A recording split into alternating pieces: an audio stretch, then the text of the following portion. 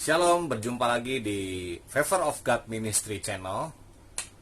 Dan di video kali ini saya ingin membagikan mengenai bagaimana menjalin hubungan sesuai dengan prinsip Alkitab atau prinsip firman Tuhan. Dan prinsip-prinsip ini adalah prinsip yang sudah saya praktekkan dalam saya menjalin hubungan di dalam keluarga, dengan istri saya, dengan rekan kerja saya di tempat kerja saya, dan juga dengan anak-anak muda di Youth Service Favor of God Ministry. Dan saya sudah bersama-sama dengan istri saya 6 tahun, dan ini tahun ke-7 pernikahan kami. Puji Tuhan, kami masih bersama-sama, diberikan kerukunan, kesehatian, dan kebahagiaan dengan 2 orang anak. Dan juga di Favor of God Ministry, saya sudah bersama-sama dengan setiap personil yang ada di Favor of God Ministry kurang lebih selama 8 tahun. Dan di tempat kerja pun saya selalu menerapkan prinsip-prinsip yang akan saya bagikan kepada anak-anak muda yang mendengarkan video ini di channel FOGM. Nah, buat kalian yang belum subscribe, silahkan subscribe sekarang juga, bunyikan lonceng notifikasi, like, komen, dan juga share video yang akan saya bagikan ini supaya bisa menjadi berkat bagi lebih banyak orang, bagi anak-anak muda yang lain, sehingga mereka memiliki kunci atau prinsip yang benar dalam menjalin hubungan. Dan tentu saja itu semua sesuai dengan firman Tuhan. Di dalam Pengkhotbah 4 ayat 12 dikatakan, dan bila mana seorang dapat dialahkan atau dikalahkan, 2 orang akan dapat bertahan. Tali 3 lembar tidak mudah putus. Itu ayat pertama. Kemudian saya juga akan membacakan ayat selanjutnya. Perhatikan dahulu. Mazmur 133 ayat 1-3. Nyanyian Siarah Daud. Sungguh alangkah baiknya dan indahnya apabila saudara-saudara diam bersama dengan rukun. Seperti minyak yang baik di atas kepala, meleleh ke janggut, yang meleleh ke janggut Harun dan ke leher jubahnya. Seperti embun gunung Hermon yang turun ke atas gunung-gunung Sion. Sebab kesanalah Tuhan memerintahkan berkat kehidupan untuk selama-lamanya. Nah, 2 ayat tersebut ini secara jelas berbicara mengenai relationship atau hubungan. Kita akan bahas lebih dalam lagi, tapi ada ayat ketiga yang luar biasa juga di dalam Kejadian 2 ayat 18. Tuhan Allah berfirman, tidak baik kalau manusia itu seorang diri saja. Aku akan menjadikan penolong baginya yang sepadan dengan dia. Tentu saja ini berbicara mengenai pasangan hidup atau dalam pernikahan. Tuhan memberikan kepada seorang pria, Adam, adalah seorang penolong, yaitu Hawa. Jadi dari ketiga ayat yang sudah saya bacakan tadi, saya dapat menarik kesimpulan bahwa Tuhan suka dengan hubungan. Tuhan suka dengan kerukunan yang ada di dalam hubungan tersebut. Dan Tuhan sendiri yang mengatakan tidak baik kalau manusia itu seorang diri saja. Tuhan menyukai adanya hubungan, adanya relationship, adanya kerukunan di antara saudara seiman. Bahkan di situ dikatakan Tuhan akan memerintahkan berkat kepada orang-orang yang atau saudara-saudara seiman yang hidup rukun bersama.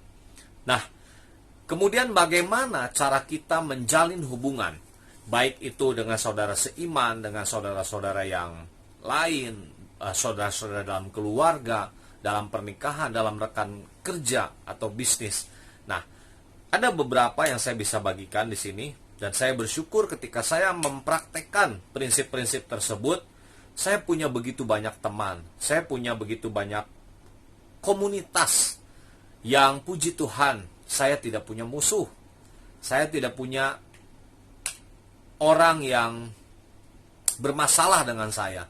Sebisa mungkin saya menjalani prinsip firman Tuhan, dan saya punya hubungan yang baik dengan orang-orang atau teman-teman saya dimanapun saya berada. Dan tentu saja prinsip firman Tuhan itu harus didasarkan oleh kebenaran firman Tuhan. Nah, prinsip yang pertama ada di Yakobus 1 ayat 19 yang selalu saya praktekkan dalam saya menjalin hubungan dengan siapapun. Hai saudara-saudara yang kukasihi, ingatlah hal ini. Setiap orang hendaklah cepat untuk mendengar, tetapi lambat untuk berkata-kata dan juga lambat untuk marah. Ini adalah prinsip untuk menjalin hubungan yang sangat penting. Janganlah kita jadi orang yang terlalu cepat berkata-kata, karena di dalam banyak perkataan pasti ada pelanggaran. Mungkin saja ketika kita terlalu banyak berkata-kata, ada perkataan kita yang salah dan bisa melukai orang yang kita sedang berkomunikasi dengannya. Oleh karena itu lebih banyak mendengar itu sesuai dengan firman Tuhan, itu akan lebih baik. Ya, kecuali kalau kita menjalin hubungan dengan orang yang pendiam juga. Nanti sama-sama diam, repot juga. Hendaklah perkataan kita itu penuh dengan kasih, penuh dengan hikmat. Ya, kita menjadi pendengar yang baik.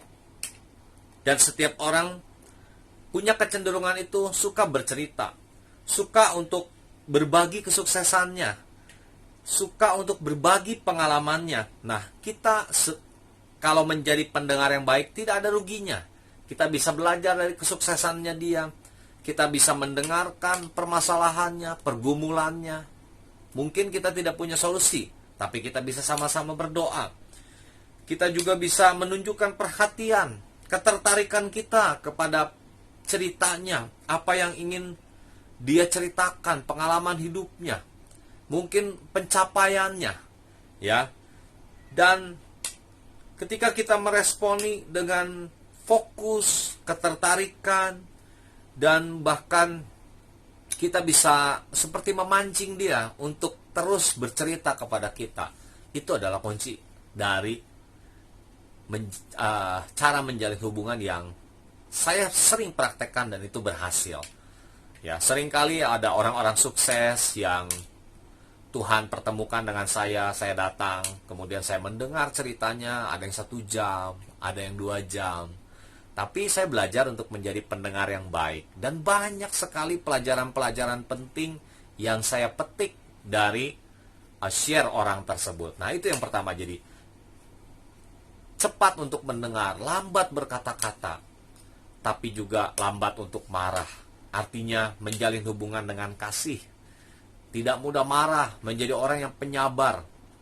Ya, kalau kita jadi orang yang lekas marah, siapa yang mau menjalin hubungan dengan kita? Sedikit-sedikit tersinggung, hal sepele, marah, bahkan sampai benci, bahkan sampai mengingat-ingat kesalahan terus-menerus. Itu tidak akan berhasil kalau kita melakukannya terus-menerus dalam menjalin hubungan. Jadi kalau kita menjalin hubungan, kita harus jadi orang yang lambat untuk marah. Kalau kita tidak punya kesabaran, kita berdoa kepada Tuhan agar Roh Kudus di dalam hati kita, Tuhan Tuhan jamah kita supaya Roh Kudus memberikan kekuatan kepada kita untuk kita jadi orang yang sabar. Nah, kemudian ada juga orang berkata don't sweat with small stuff. Jadi jangan berkeringat sama hal-hal yang sepele gitu. Jangan kita marah atau meledak amarah kita karena hal-hal yang sepele. Ya. Kalau hal yang sepele saja kita bisa marah, kita bisa meledak, kita bisa ngamuk, apalagi hal yang besar.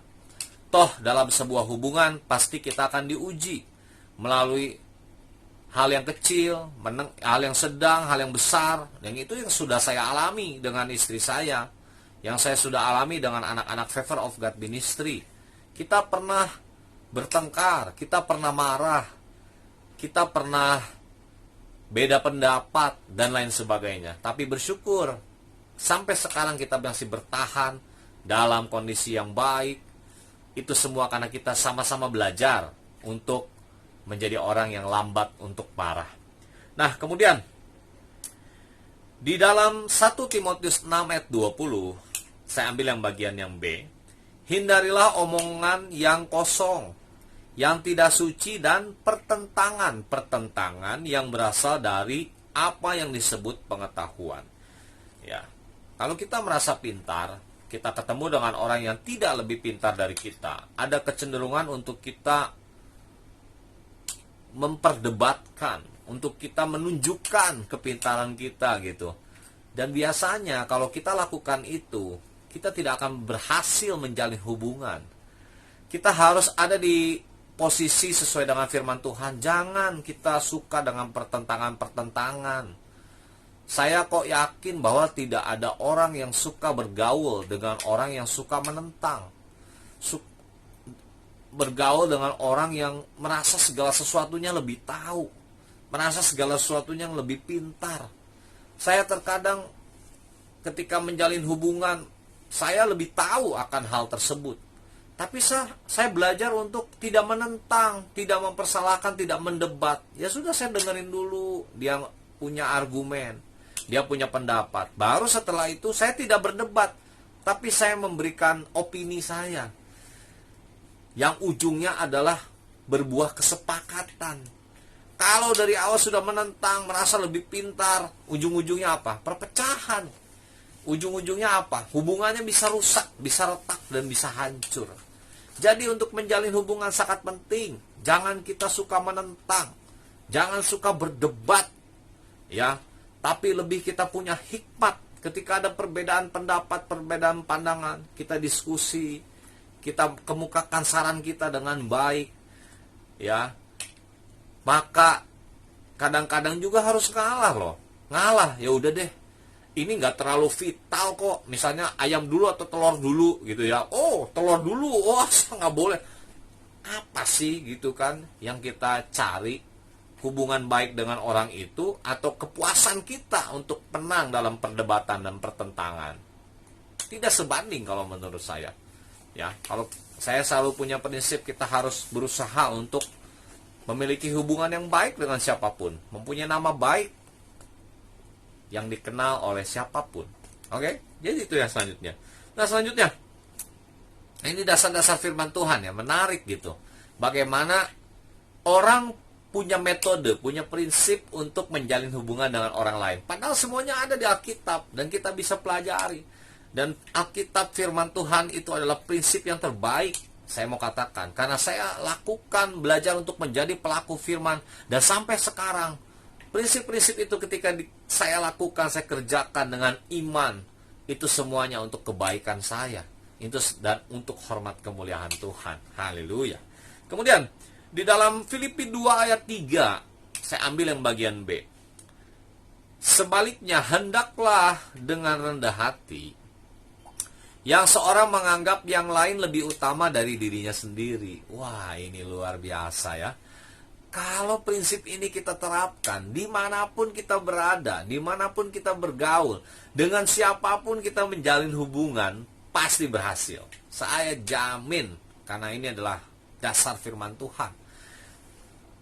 Mengajarkan kita rendah hati, kita tidak sombong, kita tidak boasting, kita tidak angkuh, ya, tapi kita rendah hati. Saya kok yakin orang rendah hati pasti akan lebih disukai daripada orang yang sombong. Dalam sebuah komunitas orang yang suka menyombongkan diri, lama-kelamaan kita akan bosan mendengarnya. Karena fokusnya adalah diri sendiri dan menganggap dirinya lebih penting daripada orang lain. Bahkan kecenderungan orang sombong itu dia merendahkan orang lain. Dia meremehkan orang lain, dia melecehkan orang lain. Artinya berhubungan dengan orang yang sombong, cenderung kita akan menjadi semakin mengkerut, menciut, semakin kecil gitu. Merasa diri kita kecil. Tapi dengan orang yang rendah hati dan yang menganggap diri, kamu lebih utama dari saya. Wih, ketika kita bergaul dengan orang seperti itu, kita akan dikuatkan, kita akan disemangati. Kamu bisa, kamu lebih baik. Ya, kamu lebih penting dari saya. Kamu harus lebih sukses dari saya. Kamu harus lebih berhasil dari saya. Dan itu saya belajar. Anak-anak youth saya selalu encourage mereka. 8 tahun saya bersama-sama, bukan masa waktu yang singkat. Dan mereka sudah saya anggap seperti saudara saya sendiri, seperti keluarga saya sendiri, seperti anak-anak rohani saya sendiri, yang saya selalu mengencourage mereka. Ketika mereka punya pencapaian, kesuksesan, ya beberapa bahkan ya semua saat ini sudah bekerja, punya usaha sendiri, saya bangga dan saya tidak sedikit pun punya iri hati. Saya tidak sedikit pun cemburu. Bahkan saya terus bilang, ayo kamu harus lebih lagi. Ya, kamu harus lebih sukses. Saya terus mengencourage mereka. Dan saya belajar. Mereka lebih penting dari saya. Ini gak gampang. Ini perlu praktek yang terus menerus. Ya, dan tanpa kita sadari ketika kita mengencourage orang lain, ketika kita menabur encourage kepada orang lain, menyemangati orang lain, kita pun menuai. Saya merasakan itu. Banyak juga orang yang mensupport saya. Banyak orang yang bimbing saya, yang mengarahkan saya. Bukan saya paling hebat. Tidak. Segala sesuatu itu akan seperti air yang mengalir.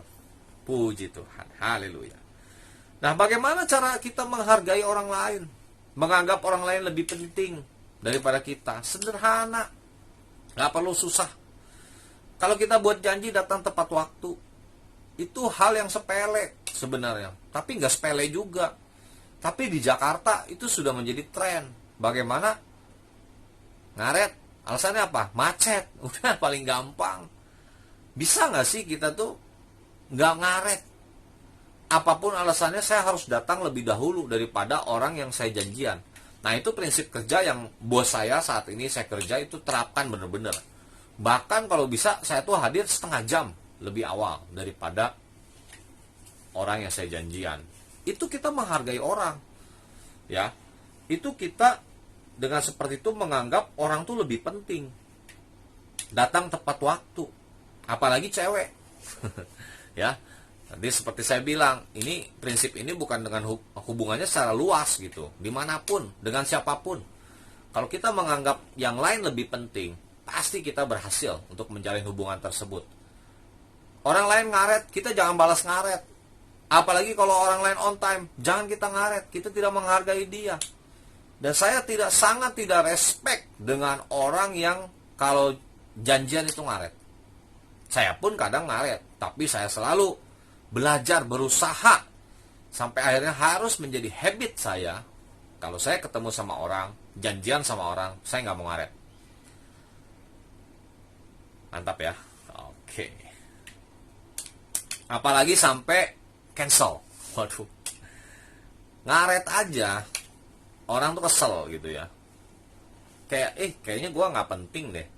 Waktu gue nggak penting deh buat dia. Dan ketika hubungan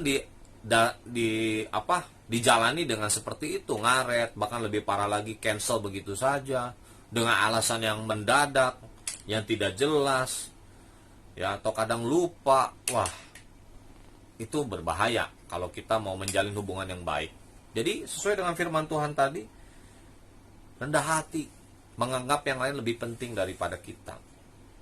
Ya, belajar. Coba bisa nggak kita ngomong, kamu lebih penting dari saya. Kamu harus lebih sukses dari saya. Kamu harus lebih maju dari saya. Kamu punya potensi yang besar. Dan itu saya sampai sekarang sudah menjadi habit saya, puji Tuhan. Bukan karena kuat dan hebat saya. Dulu saya orang yang sangat egois. Dulu saya orang yang sangat mementingkan diri sendiri. Tapi saya belajar. Saya belajar mempraktekkan firman Tuhan. Dan ternyata setelah saya lakukan firman Tuhan, semua firman Tuhan itu untuk kebaikan saya sendiri. Sehingga saya bisa mempermuliakan nama Tuhan. Nah, jadi buat teman-teman anak muda dimanapun kalian berada, terutama yang dekat lokasinya dengan Kelapa Gading, saya mengajak kalian untuk ikut dalam ibadah Favor of God Ministry setiap hari Sabtu jam 4. Di masa-masa corona ini, kita ibadah online buat kalian yang rindu untuk bergabung. Dan saya rasa ini lebih mudah ya. Biasanya anak muda mau ikut gabung dalam sebuah komunitas, kemudian dia harus ketemu langsung, biasanya malu. Tapi kalau lewat online, harusnya lebih mudah gitu ya. Jadi kita bisa kenalan, kita bisa ngobrol, kita bisa ibadah secara online. Karena pasti anak-anak muda saat-saat ini yang kuliah ataupun yang kerja pasti punya banyak waktu ya. Karena semakin sedikit aktivitas kita di luar rumah. Oke? Saya akan lanjutkan bagian yang kedua. Kalau kalian merasa diberkati oleh sharing kali ini, jangan lupa berkati teman kalian juga, like, komen, tanya apapun, saya akan berusaha untuk menjawab sesuai dengan kebenaran firman Tuhan.